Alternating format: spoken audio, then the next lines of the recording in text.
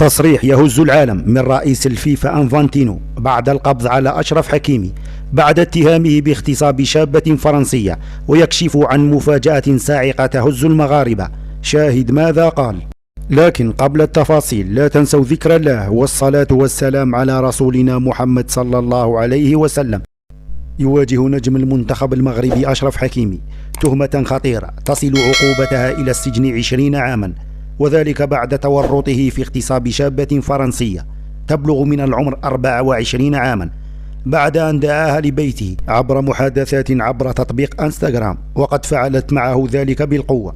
لكن ما هز العالم هو تصريح رئيس الفيفا الذي أدلى بها قبل قليل للإذاعة السويسرية وقال: أظن أن هناك مؤامرة كبيرة منسوجة لهذا اللاعب الشاب.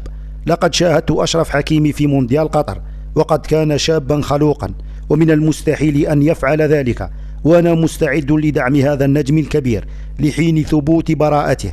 فهذا أمر طبيعي عندما يصبح إنسان ناجح، فالجميع يريد تحطيمك بأي طريقة ممكنة.